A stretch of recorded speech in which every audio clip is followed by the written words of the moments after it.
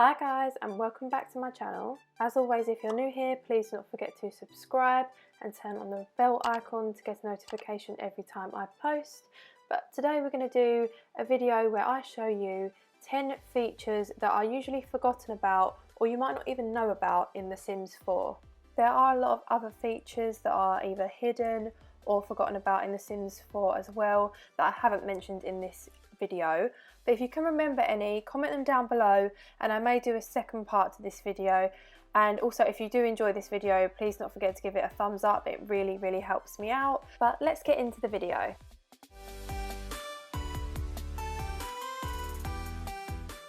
So the first Create a Sim feature we're going to talk about that not a lot of people actually know about is that obviously we have the randomized sim feature down here, but you can also randomize sims from the gallery. So if you click this, it will just give you a random sim that someone else has made from the gallery, which is such a nice feature, especially when you're not really sure what sort of sim to make.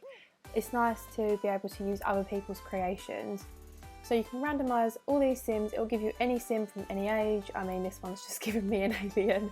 But yeah, it's a nice feature, and yeah, it's a nice little way of adding something a bit different to your game rather than searching through the gallery to find a perfect sim. You can just randomise and find one literally straight through Create a Sim. And if you go to this little eye icon at the bottom and you click there, you can save this household to your library for future use, and you can also favourite it on the gallery. Another forgotten about feature about Create a Sim is that if you go to this little personality icon at the top and you click these three dots, you can customise their gender. So you can customise their physical frame, so they can be more masculine.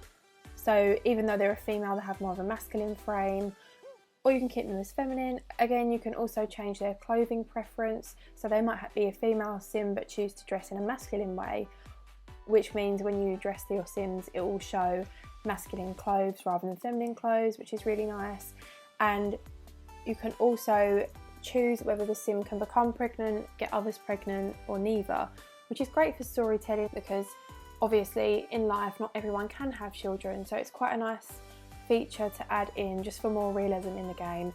And obviously you can have female sims get others pregnant if you like, if that's what you want to do with your sims, that's fine. And you can also choose whether your sim can use the toilet standing up or not, which I've never actually used myself, but again, a nice interesting feature that you can add to your game.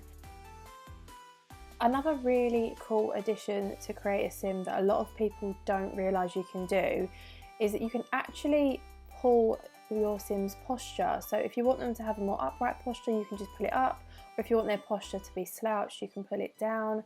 I personally prefer to have mine up, but I think it's just a nice addition that a lot of people forget about. Obviously, we all know that you can pull their arms in and out, you can pull different parts of their body and manipulate the way they look, but a lot of people forget about the slider at the back where you can pull on their spine and actually create a posture for them, which again is such a nice addition, and a lot of people don't actually know about this feature.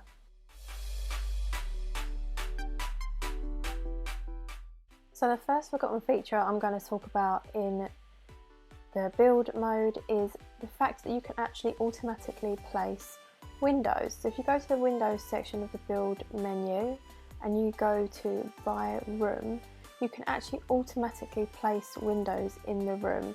So you can do that with any window possible. So let's take these windows for example. It does place quite a lot, but that's okay. We can always go in and you can edit one and then place single ones by yourself too, customize it. This is just a great way for people that are sometimes a bit lazy with building or can't be bothered to do a full build and it's taking too long. You can just get the game to place the windows for you. It's such a nice feature, and a lot of people forget that this is actually part of the game, but it's a really nice feature that I think a lot of people would actually use. Now, we all know how annoying it can get when you're placing roofing in The Sims and you can't get the angles right, you can't adjust it correctly, and usually when you're adjusting the sides of the roofing or if you're adjusting the length of the roofing, it will move both sides. So if you hold the shift key and then click the arrows, it will only adjust one side, which is so much better than it adjusting both sides. So you can see here that obviously only adjusts one side, which is great because it will adjust one side and leave the other one where you placed it originally, which means you can create better roofing within your game. Another feature of build mode that a lot of people tend to forget about is the lot trait feature. So here you can actually pick traits, just like how you have traits for your Sims, you can also have traits for your lots. So here you can pick traits that could help with obviously breeding or with fertility with your Sims, so for gameplay aspects. You can also pick traits that will help with your Sims skill building. So obviously if you have things like Chef's Kitchen that will help with the culinary skills. You can also have things like good schools, which will help with your kids doing better at school. You can have fast internet that will help with certain skills like programming, video gaming or writing skills. And these just are great features. I guess there's technically kind of like cheating in a way because they are boosting your Sims skills, but yeah, they're just a really nice feature that I feel like gets forgotten about a lot, not just by us as a community but also by EA. So yeah, it's a nice little thing to have in your game. I mean, you can even have it as a registered vampire layer, which obviously comes with the Vampires game pack. But yeah, it's just a really nice extra to build mode that I feel like gets overlooked a lot and is definitely worth using. So one of the first features we are going to talk about in gameplay is the fact that you can customize your Sims phones. So obviously we have the background colour of your Sims as just a normal plumboard background here, but if you click this icon here which says change phone cover colour, you can change the colour of your Sims phones. So let's change this one for this Sim to pink, my favourite colour, and then if we click off of it and go onto the Sim, and if we get her to come and stand over here, 1 second, she will come over here. And then if you get her to do an action on her phone, so say check social media timeline, she pulls her phone out and it is now pink. It's just a really small feature to the game, but it's a really nice addition. And as well with your Sims phone, if you find that it's quite annoying when it rings, you can also click back onto the phone and silence your Sims phone. Again, not a major bit of gameplay, but just nice little things that you can obviously add into your game. And it's also a nice way just to personalise your Sims even more and make the game even more realistic.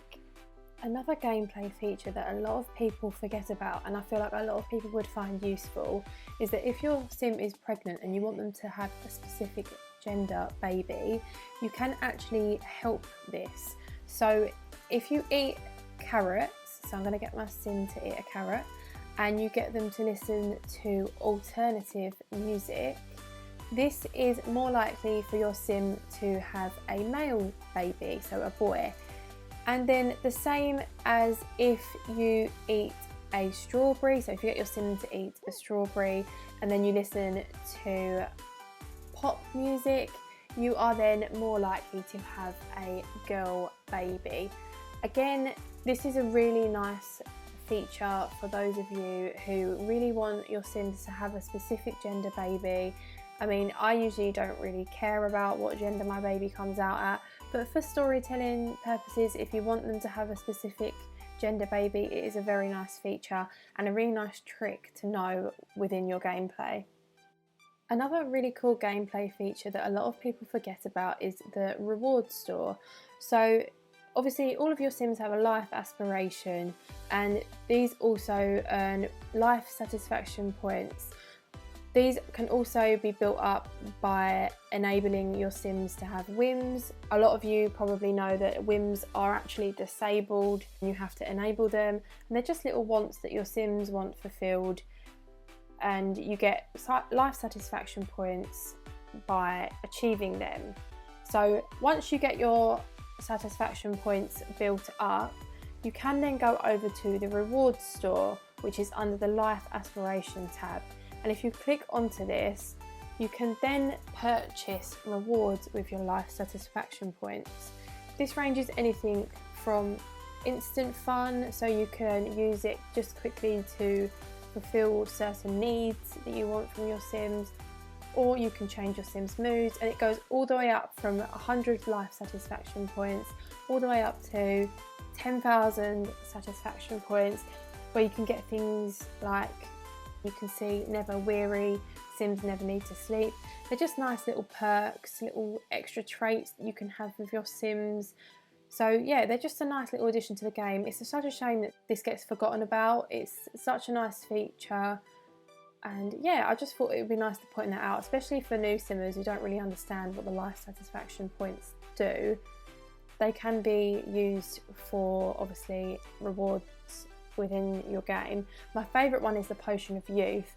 So if I am playing, especially with like young adult Sims, and I feel like I don't really want them to become an adult yet, you can just select the Potion of Youth as long as you've got the 1,500 satisfaction points, and it resets their age, which I absolutely love. Again, that's just my personal favourite. That's the one I use the most. But yeah, they're really, really useful, and yeah, I really hope you guys use these more. It's such a shame they get forgotten about, not even again by us, but by the Sims team. But yeah, a really nice addition to your gameplay. And the final forgotten about gameplay feature of The Sims 4, which I think is absolutely hilarious and I love, is the hidden grilled cheese aspiration.